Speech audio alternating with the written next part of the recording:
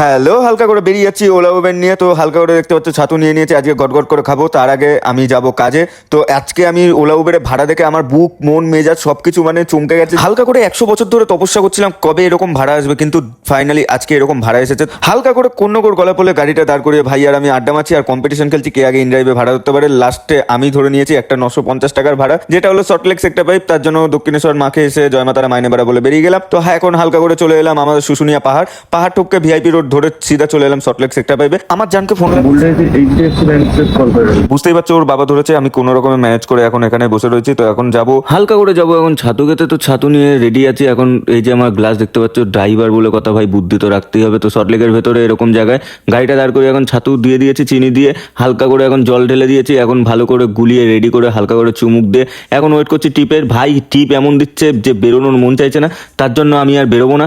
আর এখানে দেখতে পাচ্ছ 20 কিলোমিটার, মানে এরা গাঁজা খেয়ে ট্রিপ ধরছে এটাই আমার মনে হচ্ছে। তার জন্য বেরোবো না, তো বেরোবোই না ভাই। যতক্ষণ না ভালো ভাড়া বেরোবে ততক্ষণ বেরোবো না। চলে এসেছি খেতে। তো এখন চপের দোকানে চলে এসেছি, চপ মুড়ি কিনবো হালকা করে। তো এখানে গাড়িটা দাঁড় করিয়ে দিয়েছি। তো এখন হালকা করে চায়ে চুমুক দিয়ে এখন এই ধনেপাতার বড়া ফড়া সব নিয়ে নিয়েছি, দেখতে পাচ্ছ সবকিছু নিয়ে এখন হালকা করে মুখে ভরে বেরিয়ে যাব আমি আমার কাজে। তো এখন হালকা করে ধরে নিয়েছি কাজ। তো এখন এই দিদিদের নিয়ে যাচ্ছি বরানগর। তো বরানগরে নামিয়ে ডাইরেক্ট চলে এসেছি এয়ারপোর্টে, কারণ এখান দিয়ে আমি আমার ভাড়া পেয়ে যাবো বাড়ির। তো হালকা করে এই ভিডিওটা এখানে ইতি করছি, দেখা হচ্ছে পরের অধ্যায়ে। আজকের জন্য টাটা, বাই বাই।